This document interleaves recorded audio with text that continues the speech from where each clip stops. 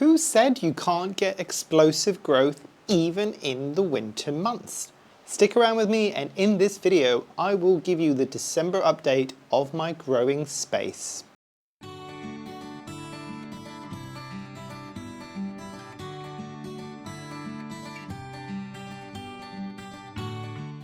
Hi, my name is Memo, this is my channel Houseplantygoodness, and essentially it's a place where I like to geek out about my big passion. You might be able to see some of it behind me, it's tropical houseplants.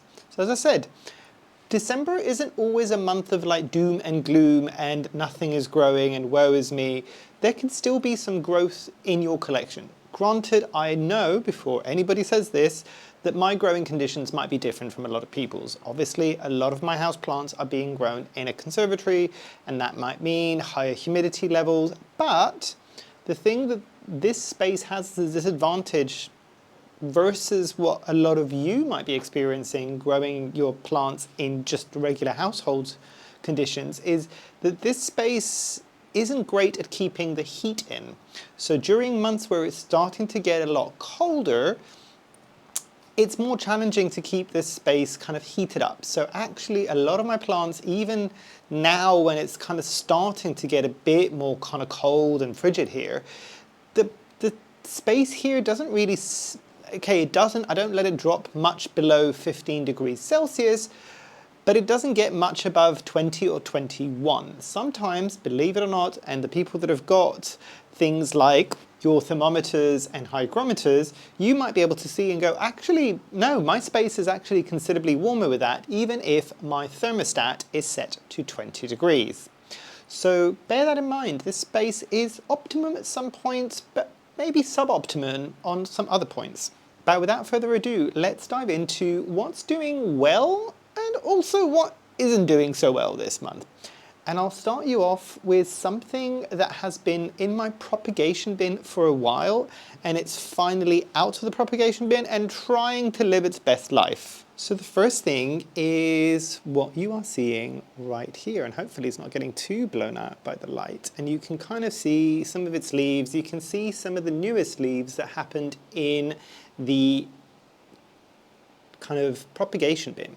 And this is an orchid. So this is an orchid that is a Marcgravia, no, it is a Rhyncovola David Sander. And you can kind of see this is a design that I did. It doesn't look great, but it's something that I printed, 3D printed.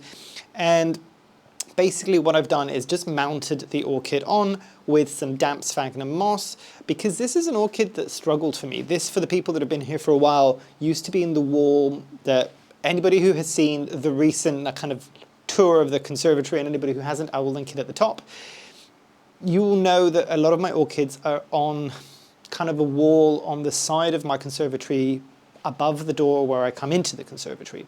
And this was up there in the planter that I use for most everything else, which is more of a cup-shaped one. And this one struggled because I think it stayed wet for far too long. This, if I'm not mistaken, is related to Brassivola orchids, I think. And based on the leaves, I would tend to think that yes, it does, because it's got those really kind of like stiff and turgid leaves, but more kind of like spike-like, if that makes sense.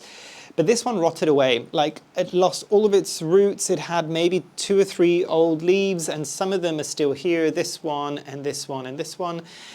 So for a lot of people, it might have been like, oh, it doesn't look great, it's going to have to get composted. I'm just like, you know what, with everything, and I'm assuming a lot of you out there that do the same thing, with everything, I'm just sitting there, you know what, you might look dead. If I put you in a propagation bin, because essentially you are a wet stick at that point, will you bounce back? It took a while, and I thought when I took this out, because it was growing 4 new leaves, I'm just, oh, it must have some decent roots. But by the time I kind of uncovered everything from the moss, I'm just like, well, the roots aren't particularly large, but you've got some roots.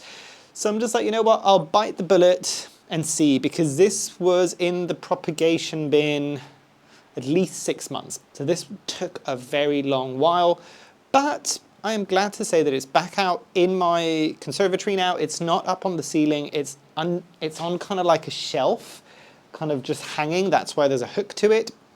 And it also gets blasted by some of the air that's going around by my oscillating fan in the space, just to make sure that the substrate is drying out as much as possible. I know Rhyncovola or kind of Brassavola type orchids generally like to dry out a bit. So I'm just like, you know what? And I was getting to the point where I'm just like, oh, do I need to re-dampen you every day? At this point, I'm just like, you know what? No. Let's let you go dry. So 2 days, every 2 days, this gets sprayed down and it's fine. It's doing really, really well. The other thing that is happening and I'm super excited about, remember the Anthurium peltigerum? I mean, this looks like an alien. So cute. And granted, obviously, there was that leaf that came out that just got kind of essentially ripped on the way out. But this, for the people that have been here for a while, was one that was struggling a lot. But let me show you, because that is a very exciting. Can you see this thing right here? It's got a new growth point, because it didn't have a new growth point for a very long time, or it was very, very small and it wasn't doing too much and it was trying its hardest to come back. So this for me is a bit of a success story for right now. The leaves are nice and full and turgid. I'm still really, really enjoying this plant. I don't know whether or not this is going to come up. Can you see that midrib? And obviously that midrib is very, very prominent. There is that fused sinus at the top there, but that midrib it kind of protrudes outwards. Hopefully that might be getting picked up. And it's almost like a blade. It's kind of quite sharp. So I really, really like this. I really, really rate this. Now, I will say with this, I've only had minimal experience with this. So this kind of started rotting out quite quickly for me when I first got it. But again, I think it's because I didn't change the media into something that I was a bit more kind of comfortable with. And I'm gonna sound like a broken record again. Soil Ninjas Anthurium mix, because obviously this is an Anthurium. People that have been here for a while, they know that I use the Anthurium mix for pretty much everything at this point. But this has done really, really well. Obviously, I'm getting it in a pot. I've got it in a pot with clear plastic, just because I'm paranoid. I want to be able to see, and I know I'm not the only one. I know there's a lot of you out there based on previous comments. I want to see what is happening. I really, really want to see what's happening. So I can see the roots are growing quite nicely. I can also see when it might look dry on the top, but it's still very damp at the bottom. Highly important in the winter, if you can. And I think this is something that maybe we all on Instagram and YouTube don't really talk about, because a lot of us are using these clear pots now. And I think we've explained it to a certain point, but I don't know if we've explained it enough that there is something to be paying attention here. When a lot of people are doing the same thing, there's probably a good reason for it, and they're still doing it months and years later. So I find the clear pots really come into their own, less so in the summer, more so in the winter. Because in the winter, what you might end up seeing, again, depending on your heating in your house, is that that top layer of soil, if this was an opaque pot and you couldn't see in, you'd be like, oh, this is really dry, and actually feels, and this is the other one, it feels light, but actually what you can see a lot of the times with the clear pots, and obviously this might need watering soon, that internal bit is still sapping wet, and unless you've got something like a clear pot, it's really difficult for you to tell, because actually with these kind of chunkier and airier soil mixtures like this one, even if I was to put in, and I understand the frustration with, this is always such a controversial point, with a moisture meter, when you pop it in, I understand when people say this is not always reliable, because in something this airy, where a lot of it is going to be bark and things that don't keep a lot of moisture in them, this won't read. This needs, so if you see where the sensor is on that, it's that little bit down there. It needs to be in contact with something that is dense. Imagine putting this into something, poking a hole and putting it into something like a sponge. There's a lot of moisture around that. This is how that can read. If there's an awful lot of air and space, which is what you want with these kind of airier soil mixes, is really difficult, because it's probably, you've put it into what you think is soil, but actually it's touching nothing. So it's giving you a reading of dry, when a lot of the times this might be giving me a reading of dry, but I can see that this is wet, that it's not just kind of like a bit damp, but wet. So this is why a lot of the times, it sounds very preachy, but I'm saying this in a good way, like in case kind of some people maybe haven't put that together in their kind of brain. that is why these things are invaluable in the winter, because it does really help to kind of like be able to see that. So yes, I know there is a caveat here, and especially with some of you that have been here for a while and you've seen this with some of my pots. Some of my pots have got algae on them, or they've grown algae on them, usually from the summer because it's clear and it might be wet and you get algae growing on the inside, and it then almost becomes an opaque pot.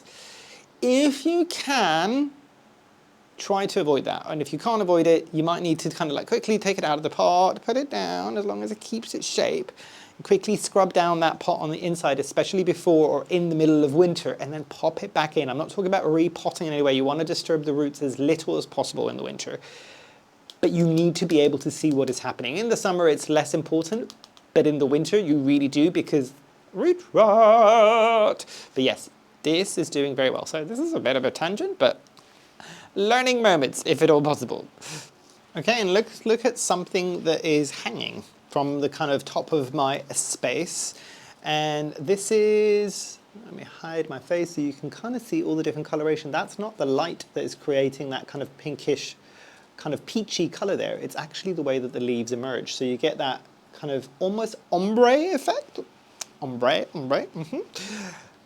Very, very cool plant. So this is the Marcgravia sintenisii, I think. I'll put the name somewhere at the top. And yes, I know from a lot of people, if you look at the back of this, and hopefully I'm not getting blown out too much, that is a plant that needs, in an ideal world, it is a shingler, so you should be putting it up against a wall so that it would kind of like attach and kind of almost suction onto that wall. I use the word suction. I know I'm going to get corrected by a lot of people, but you know what I mean. It's going to flatten itself against the wall, and you can kind of see what I mean by that there. It will kind of do that and kind of attach. So in an ideal world, that's what it needs. But to be fair, and I know this plant was a plant that when it came to me, it was very much pinned into this soil. I did move this into the Anthurium soil mix because broken record. Doing really, really well. And I know this is a plant, again, that a lot of the times people just like, you want to keep this evenly moist, and this is a terrarium plant. Now, yes, I am growing it in this space. It is doing well in this space. Do I think that potentially this might do okay in like kind of regular household humidity? I think possibly. And this is just trailing, and the leaves aren't necessarily getting any smaller. I say this whilst these leaves do look smaller, but that's because they haven't fully hardened off. So this is doing quite well. Do I think that if I gave this something like a plank or a moss pole to grow up against as a kind of more of a shingling plant, would it do better? Would the leaves get even bigger? Probably yes. Do not get me wrong. But I always wanted this as a bit of a hanging basket because it's kooky and weird and wonderful. And so far I am really, really enjoying growing this. And I don't necessarily think, I didn't think that was going to happen, but I wasn't sure, if that makes sense. So I'm just like, let's see how it goes. The leaves have got a really cool kind of texture. They're not super, super succulent, but it's got that kind of almost suede feel, slightly kind of rubbery, if that makes sense. Very, very cool. And actually, so far, not problematic at all. Like, touch wood, I don't even think I've got... Have I occasionally seen, as I pick one out right now, have I occasionally seen a mealybug on this? Yes. Does it seem to be harming the plant in any way or form? No. It seems to be doing okay. It seems to be doing really, really well. So this is, for now, memo recommended. Very, very cool plant. And I think massively underappreciated, and it's a different plant. It's not your standard Philodendron, Anthurium, Monstera, because I know, I have heard, all of you, that some of you are getting a bit tired of just the kind of the usual run-of-the-mill aroids. I get it. I do understand it. We've had this conversation before. I think a lot of people, the aroids tend to be the happy place for a lot of people, because if you've kind of know how to treat anthuriums and you get to that stage, or you know how to treat philodendrons and keep them happy, and you know how to treat monsteras and keep them happy, you'll probably just end up getting that over and over again, because you've clocked in on the care of those things. And sometimes it can be scary to try something different that you don't necessarily know how to care for just yet. But I always encourage you, try new things, try new things. You can only learn, and what you learn from species or even genuses that you're not used to growing, it still kind of sticks in your head, and you can utilize that information to grow other things as well. Okay, should we have a look at a big plant? I had to pick it up from behind you. So, and it's getting the newest leaf, and it's still hardening off. This is my Philodendron patriciae, and that was the pot, by the way. If you heard like a little farty noise, that was not me, that was the pot. But yes, I mean, look at it. This leaf is still hardening off. It started off, and for a very long period of time, this leaf was a lot smaller. It was kind of looking like it was going to be this size, but it has just grown and grown and grown and grown. Ugh. Do I enjoy growing? So that was the immediately previous leaf there.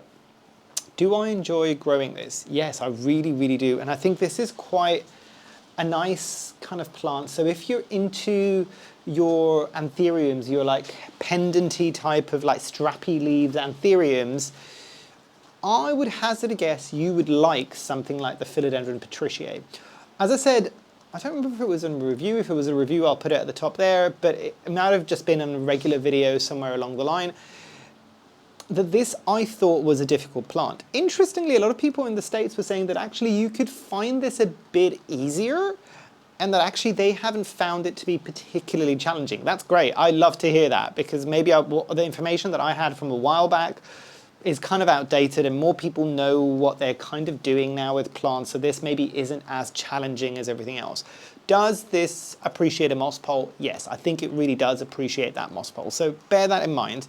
I think a lot of people did say that you didn't necessarily need a moss pole with this one, and it was still sizing up. It'll probably just be a tiny bit slower. But with this plant, if you're into those strappy leaf anthuriums, this will definitely tick that box for you. And it's not an anthurium, obviously it's a Philodendron patriciae, but it does give you that long, strappy vibe.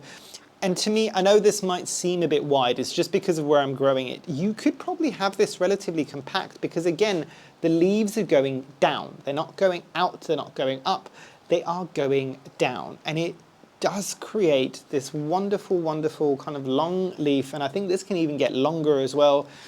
Obviously, people that are used to me, as I'm attaching myself with the Velcro behind me, are used to seeing my Esmeraldens, and the Esmeraldens can be quite wide. I know there are narrow forms of it, but it stays quite narrow. So when the previous leaf was coming in, it got a bit wider, that's fine. That's still nowhere near as wide as my Esmeraldens, but you can see it can still remain quite narrow and quite compact. So if space is a worry, this is an interesting one, and it grows really well, really, really well. Will this at some point potentially, because it's kind of reaching the top of its moss pole, will this be chopped and propped to kind of keep it growing higher? Probably yes. One of the oldest leaves is dying off, that's entirely normal. So this is something that might worry people in the winter, but this is literally the lowest leaf, and it's the oldest leaf. This is dying off because it's generating leaves like this for me. That leaf has served its purpose. So yes, Philodendron patriciae doing relatively well at the moment. Okay, and let's talk a bit more about a struggle bus. And I use that term very, very loosely at this point. This is a caladium, and this is a caladium, we're now kind of like the middle of November.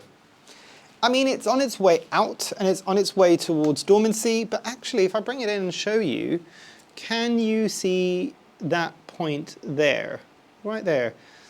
There's new foliage coming up. There is new foliage.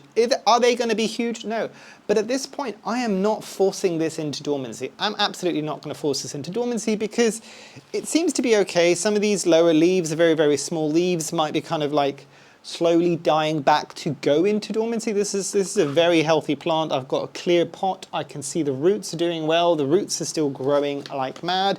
It sits on my table. I don't have it right now, otherwise it would be in front of me and you and the camera, and it just gets a bit flappy even. But yeah, you can force your caladiums, don't get me wrong, you can force your caladiums into a winter dormancy, but a lot of the times I just let them go for as long as they want to go. Because in my mind, the way that I kind of think about this, and again, this is something that I learned from growing plants outside, especially tropical plants. So bananas. So I think, is it the Musa baju, which is the more cold hardy banana? There's another one which is a Musa Darjeeling or Musa sikimensis, I think is the actual correct term, which has got more kind of red striping on the leaves. Both of those tend to be a bit more winter hardy. And let me put this down and I'll give you the story as to why that has taught me things about like caladiums or things that might go into dormancy. So this is more for the people that maybe have never grown a banana, even a hardy banana, outside in a colder climate like the UK is, where what we need to do in the winter is cut back pretty much all of the leaves, leave that main central growing stem, kind of like a pseudo stem, I think it is. And at that point, you wrap it up in whatever way you want to wrap that up.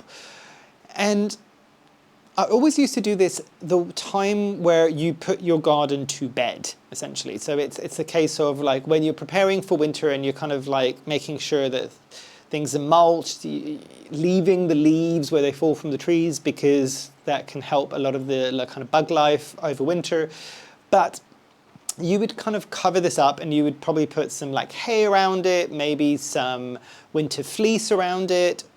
And if you want, and what I've done this year is put some plastic over it with some holes to get some ventilation going so that the straw stays dry, because I've learnt over the years when I didn't used to do that, the straw would get very wet and sometimes that would freeze and then you would have the same issue that you would have. However, something that I learned this year, and anybody that grows things like bananas in colder climates and has to go through this process every year, do let me know down below if you do this, if you don't agree with this, if you do it a slightly different way. I'd be really curious. But say for instance, I would do it around October time, cut all the leaves back, do all these things. I'm really well prepared. Look at me, I am so well prepared. But actually, I think I read somewhere or I saw somewhere that it's just like, no.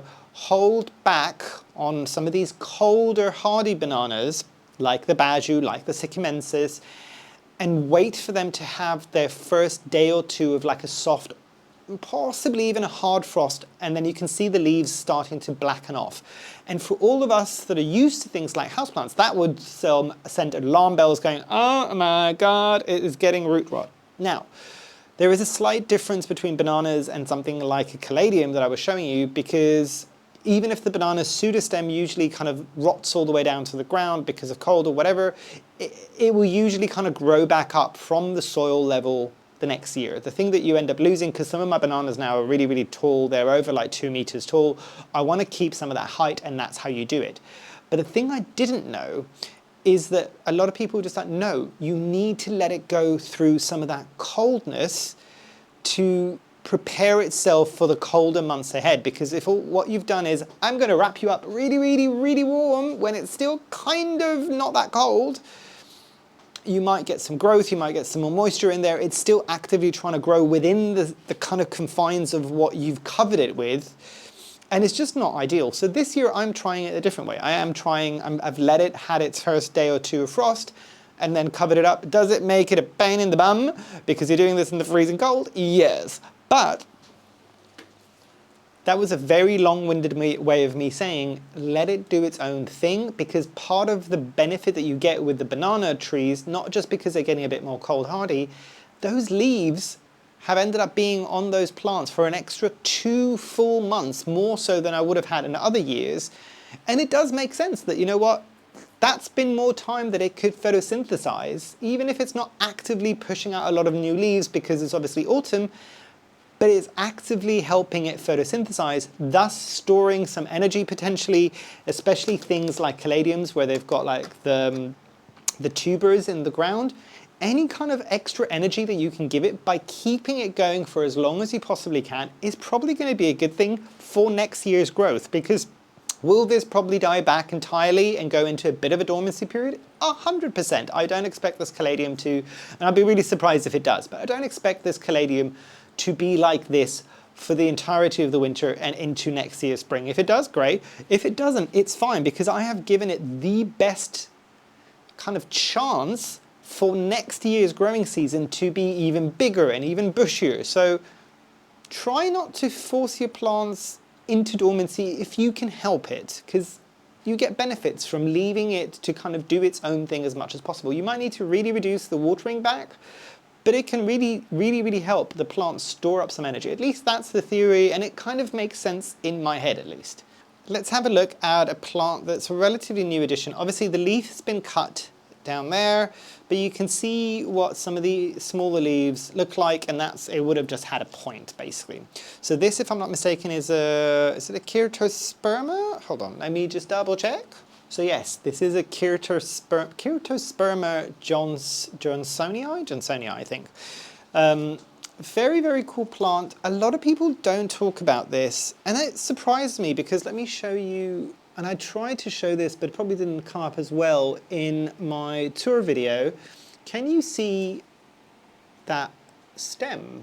Can you see some of that spikiness? The spikiness is kind of soft. It's not going to necessarily prick you, but it's also got a slight blush to it. It is very cool. This is essentially, to me, if I'm not mistaken, this is very similar to things like alocasias, colocasias, and all these things. I think, if I'm not mistaken, this does have a pseudo bulb or like a tuber on the inside, and it grows quite nicely. I used to have one of these years back, and I'm sorry, I was just seeing if there was a little mealybug, and yes, there was, because but I had got one of these from a plant swap about a year ago, and it didn't survive, and it was one that I know grows quite close to waterways. So this is one that's interesting, because I am growing this in soil. Guess, 3 guesses as to what the soil is. But yes, this is the Anthurium soil mix, even for something like this. And I say that because this is a plant that does definitely, is one of the true ones that needs constant moisture around its roots, because again, think of where it's growing. If it's growing close to waterways or close to water, it's kind of going to be used to having water available to it at all times. Now, I was growing this, the one that I got as a trade, or kind of like the swap that I did in London with, is it Roots Ready? Roots Ready, I think it was. By the way, hi if you see this. Sadly, it didn't make it. But it spurred me on to get a full plant from was it a garden centre? Yes, it was a garden centre, not a nursery basically. So a garden centre near me, and what I did is I put it in a clear pot. These are the pots, and I think I got these from somewhere like Temu, and I know that in America these are more common, I think, because I've seen a lot of the American YouTubers have these where they have the holes kind of going up and down there. I don't know if they did get them from America or if they got them from somewhere like Temu again, but I really like these because they come with holes already on them, and it's great. And I put the soil in. This has also got its own, it kind of has its own little drip tray. I don't mind about draining this drip tray because, again, it's creating more of that moisture. I'm also not so worried because my previous one, sorry, I should have said, the previous one that I had died of root rot. So this is the kind of weird thing with plants like this, because I think, if I'm not mistaken, this is still an aroid. You need to be careful because they can still get root rot. An aroid, by its nature, would like to have as much kind of aeration as possible around its roots. So something like an Anthurium soil mix, the previous one I was growing in semi-hydro, which again you would have thought would have been great for it, it did not like its life with me at all. Granted, I always had a reservoir with it. I never let it go fully dry to kind of fill in because I knew that it wanted the water. But with this one now, I've got it to the stage where I know that when the soil is a bit kind of going towards dry, that's when I water it. And it's doing super well. And in my opinion, very much an underrated plant, because I mean, look at those leaves. And I know some people, this was bigger a few years back, and I don't know why people lost love with this. Maybe it's because it can be a bit challenging, but look at the veination in this. Very cool plant. And I think for me, what really sold me is the fact that these growing stems have got those little spikes on them. Very cool and unusual. But yeah, I'd be remiss if I didn't kind of tell you about this and tell you a bit more about the struggles that I've had with the previous one of these. So again, we all talk about the fact that any experience, even the negative one, is a good learning experience. I've learned it, and this time around I've got another leaf that's coming in. You might be able to see that growth point there, but I've had 1 leaf, 2 leaf, 3 leaves that have grown in my care, and I can see the roots. They're all super, super healthy. Learn from your mistakes. Simple. And let's wrap up with essentially what is a feral plant for me. This, oh my god, the amount, this is the first time I have picked this plant up in probably about a year. White Princess, yeah, White Princess. In semi-hydro with half-dead roots in the bottom as well. This literally gets watered whenever I see it, and I've got a watering can. And to put that into context, this probably gets watered once every month, 2 months, 3 months, 4 months, I don't know. Not very frequently at all. Does it have some mealybugs? Yes. Is it growing a janky and weird, and it's kind of a bit like a trailing one at the moment, and it's kind of hidden at the back of a shelf, and that's probably because why it doesn't ever get watered. But the point I'm trying to make with this is, find the plants that will do this. Find the plants that just survive. I'd say thrive-ish. I mean, it's still living and it's still growing. I mean, this was tiny. This was a tiny, tiny little cutting. And it's... this is hanging on from dear life. This is hanging on for dear life. I mean, it's alive and it's still growing and it's still pushing out. I mean, look at that leaf. This is for all of us that worry and hover and do all these things. If you just leave them alone sometimes and just forget about them. This is the ultimate thing. I don't know if anybody ever seen those memes online where it's just like, or I think people might have done reels in this as well, where you're just like, you're hovering over your houseplant and you're doing all these things and it's just like, no, I want to die. And then you see the same plant somewhere like surviving through the crack of a pavement with hardly any water in the blaring sun, and it's growing its best life, and you're just like, why? This is my equivalent version of it's growing in the side of a pavement in a crack, and it's just doing its own thing, doesn't need me. There you go. So yeah, find plants like this, makes your life a lot easier. I know some people on the video when I did the tour of here, they're just like, oh, some people I think they were overwhelmed by the sheer volume of like feralness that was happening and how wild it's all growing, and it would have given them anxiety. And I hear you, it's not for everybody. But I also saw some of the people going, oh my god, it's great to see that. They're just like, meh, it's just going to survive. Okay, it's fine. Feral plants. And I've promptly put it back in the same place where I can barely ever see it, so it will get forgotten again. Circle of life, kumbaya. But yeah, that's everything I wanted to show you, I think, on this video. Maybe a bit frenetic, but hopefully you've enjoyed. Did any of that surprise you? Do you want to share some of your successes or maybe struggles that you're having now that we're kind of in December? And I know we're coming up to the holidays soon, and my little message, because you know I like to use these kind of update videos as a bit of a chance to have a chat with you. My kind of little message for you is, this can be a stressful time for a lot of people. The holidays can be a stressful time for a lot of people. Finishing up with work, having to deal more with family, having to deal even more with your kind of immediate family, let alone the extended family, and stresses and all of these things. And we all wonder, why are we still doing this years later and we're putting ourselves through all this? I hear you. But don't forget your plants. And I mean that in a good way, not to put one more thing that you need to do on it. Shift your mindset a bit if you can in the holidays, especially if you've got some time off, and focus on it in a different way. Focus on it as, this is your self-care time. Take advantage of it, because when it's high stress situations, this is coming from somebody who used to have panic attacks all the time, and my stress levels are never great at the best of times. But find that moment of peace, find that moment of zen, and for a lot of us it tends to be taking care of our houseplants, and just do that. Just indulge yourself, especially if it's the holidays. Indulge yourself if you can afford to spare that time. Even if you can't, even just try to carve a small amount of time just to kind of zero yourself down to like a zen moment before you have to deal with the craziness of the holidays. And it is one of those things that if you spend that extra bit of time, if you can afford to spend that little time, it will help bring down those stress levels. At least it does for me. I would assume it would do for a lot of people. Don't forget to lean in on your plants at this time of the year and let them do their wonderful thing, which is help you kind of decompress a bit and trying to not kill your relatives. But anyway, that's enough from me for this video. Hopefully you've enjoyed. Hopefully I shall see you here soon. And I truly, truly hope that you have a great rest of your day. Thanks. Bye.